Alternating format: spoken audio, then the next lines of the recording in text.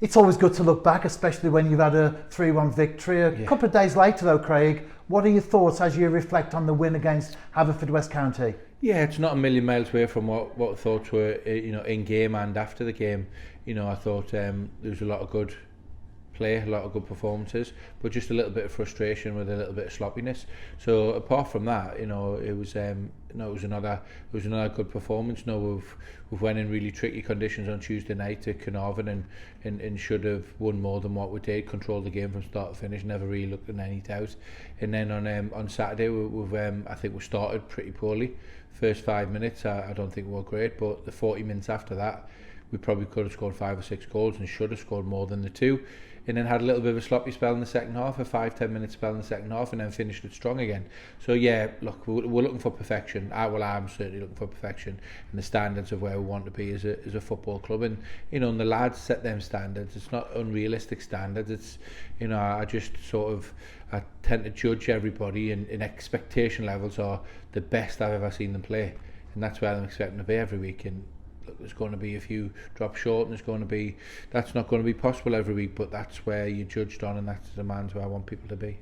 It's another quick turnaround. Of course, we're in action tomorrow against Flint Town United. The players love it. They just want to play competitive football. Yeah. But from your perspective as the head coach and the staff as well, how does that affect preparations? Yeah, it is a bit of a pain, to be honest. It messes the week up a little bit.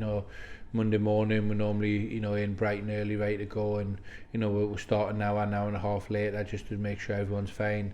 Get good communication. We have a meeting at 9 o'clock in the morning on a Monday morning. Normally it's earlier than that, just to make sure who's fit, who's not fit, how people are feeling. And then the players come in a little bit later. The players didn't start training till 11:30 today, so it just gives opportunity to make sure everyone's okay.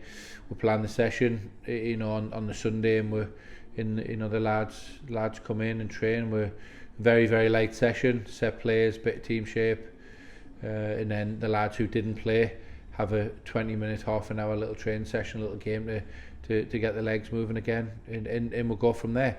So yeah, it's basically game, prepare, recover, game, prepare, recover.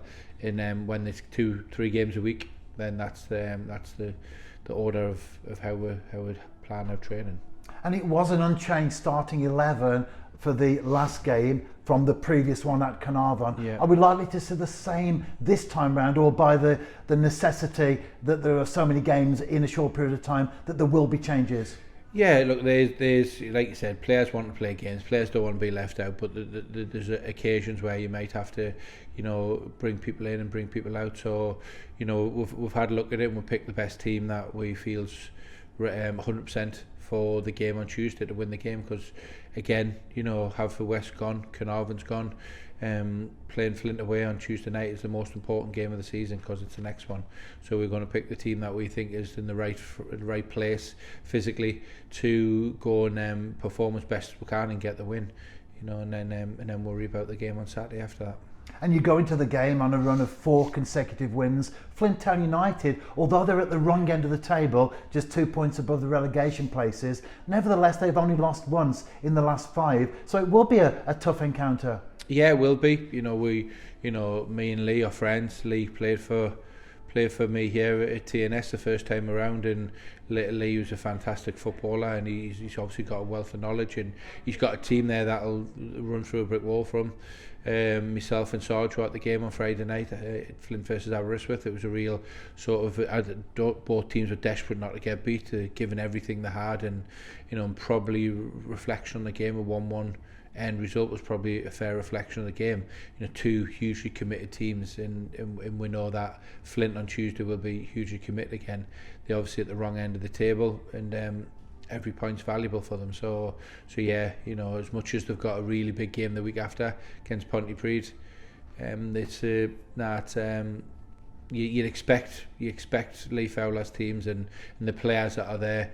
Work with a lot of players that were there as well. Danny Harrison, Jay Owen, Anthony Stevens, Harry Owen, and all good lads who are very good professionals, and they'll give everything they have. And it is the penultimate game of the season for the New Saints before the split comes into play. As you cast your eye over the campaign so far, unbeaten, healthy lead at the top, scored more goals than anyone else, conceded less. Are you happy overall with that? Yeah, I think I'm satisfied, but happy. I'm not too sure. I'm not too sure I've cracked the smile yet or not. But yeah, it's. Let's not kid anybody. We're in a really good position, but as I've always said, and as the expectation levels are from me and from the football club and from the players, like I said, it's the players that bring that expectation level, because we've got very, very good players, very good professionals. It's just up to me to hold them standards and keep driving them. So you're reasonably happy, but we could have done better. It's been great to see Declan McManus back, of course, the last couple of games, off the bench at Carnarvon, scored the goal that proved to be the winner, and then against Haverfordwest County, likewise off the bench, wrapped up the victory for TNS. Yeah. Are we likely to see him in the starting 11 this time round? Yeah, Dec's trained really well, so it's he's got himself in a position. He's had 2 half hours, scored 2 goals, so we'll be looking to progress his minutes as much as what we can. But on the flip side as well, we've got to be careful. It's been an injury that probably could have been dealt with a little bit earlier, but we decided to keep going, and through myself, Dec, and the medical staff, and he got away with it, but it just got to the point where it had to be dealt with, and the medical staff have done a fantastic job. So we don't want to go jumping the gun and going backwards a step. So Dec will be playing as much minutes as we can, and as long as he feels good, and we don't put him at risk of another injury. And what's the general injury situation like as we go into this game? Yeah, really good. It's good. It's causing me more problems than anything else. There'll only be 2 players we won't have available, and that'll be Paskey and Jordan Williams. So apart from that, and Paskey's back on the pitch again doing work outside, so which is good. He had a little bit of a backward step with a little hamstring injury, which you tend to get after being out for a long time, a secondary muscle injury, which has had nothing to do with actually his knee injuries. That's really strong, and but with him being out for so long, there's nothing like match minutes, and it was a tough pitch at Connors Quay, and he felt a little bit of a tight hamstring, so we got him off as quick as what we could, and he's back on the pitch now, so not fully fit, and I'd imagine he'll be back for selection the next week or 10 days. So yeah, it's going to be even tougher then again.